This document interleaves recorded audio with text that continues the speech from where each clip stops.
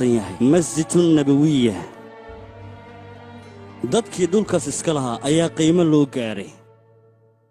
waxaana wax ka lahaa saxaabiga loo yaqaana xadraad cabbaas radiyallaahu canhu oo ugu aadanaa rasuulka abti sallallahu calayhi wasallam laakiin cabbaas dhulkaas in la gada ma uusan rabin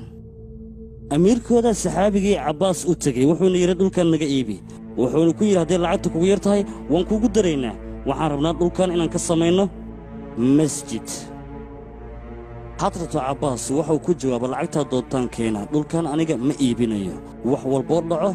iyo wax walboo la keenaba cumar dhulkii markii loo diiday maxkamad ayuu ku furay oo maxkamaddan waxaa qaadi ka ahaa cubayd binu kacab radiyallaahu canhu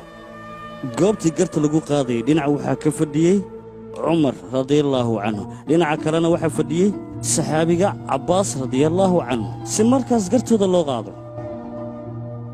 waxaana qaadi ka ahaa cubayd binu kacab cumar ayaa hadalka ku horreeyey oo dhulka gadanayay markaasuu wuxuu yidhi cubayd binu kacab cabbaas adiguna hadal isla mar ahaanta cabbaas wuxuu ku jawaabay ilaahay raalliha ka noqdee raggan lacag ayay ii keeneen wuxuuna ku jawaaba lacag walboo la keena dhulkayga iibii maaha go'aanka meesha ka soo baxay maxay noqdeen in cumar dhulka lagu wareejiyaa wiilkayga ay baraasa degdegin idhegayso cubayd binu kacab markuu labadooda doodooda dhegaystay rabbi raalliha ka noqdee wuxuu qaatay go'aan kii ugu wanaagsanaa asagoona cumar u eexanayn cabbaasna u eexanayn markaas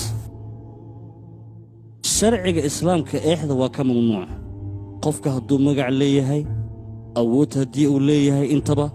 qof masaakiina hantidiisa inta la qaado qofkan wuu magac sarreeyaaye hantida maskiinka ha lagu wareejiyo lama dhihi karo saxaabiga cabbaas rabbi raalliha ka noqdee waa uu ku qancay caddaaladda meesha ka dhacday sheekada halkaas kuma aysan ekeen ee weliba ay sii socoteen xukunkii markii uu dhacay dadkiina ay ku wada qanceen ay yidhaahdeen alla ilaahay way dhammaatay ayaa xoogaa waxaa timid qayladiina waxay noqotay saxaabigii cabbaas rabbi raalliha ka noqday wuxuu yidhi saacan laga bilaabo dhulka waxaan u hadiyey in laga dhiso masjidka rasuulka calayhi salaatu wasalaam wuxuuna yidhi dhulkan yar waxaan u baxsanayaa ilaahay dartiis hal dirhamna idinkama rabo markaas kadib saxaabigii cumar ayaa dhulka lagu wareejiyey radiyallaahu canhu si uu masaajid meesha uga dhiso saxaabiga cubayd binu kacab arrintan wuu la yaabay cabbaas ayuu weyddiiyey wuxuuna ku yidhi dadkan lacag ayay kuu soo bandhigeen sababtaad uga qaadan weysay maxay tahay maxaase keenay inaad dhulkan hadiyadayso saxaabiga cabbaas rabbi raalliha ka noqdee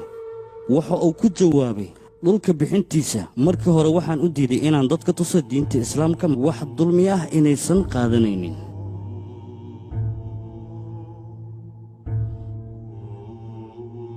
arday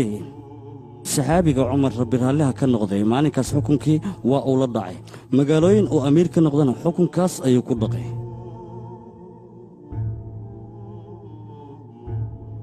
saxaabiga taarik bin siyaad rabbi raalliha ka noqday intuu badda ka tallaabay ayuu isbayn ugu tegey siduu caddaalad ugu dhaqi lahaa sidoo kale rabbi raalliha ka noqday suldaan abastaan ayaa halkan aad ku nooshihiin diinta islaamka soo gaarsiiyey caddaaladna ku dhaqay markaas idinkuna waxaa laydinkaga baahan yahay mar haddii aad qabataan xukun inaad caddaalad ku dhaqdaan diintana aad faafisaan insha allah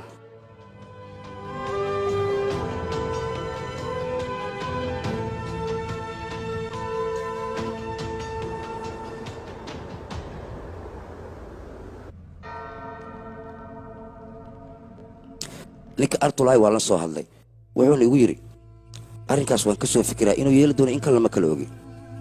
artul nin aad fahmi kartid ma ahan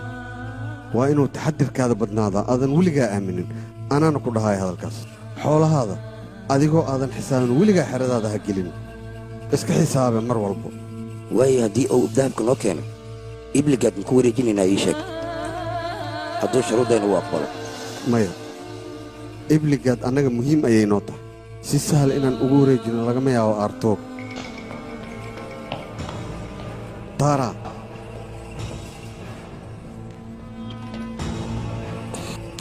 mudane akhbaar wanaagsan ayaan kuu wadaa ninka artur ahaa baybalod waa uu dilay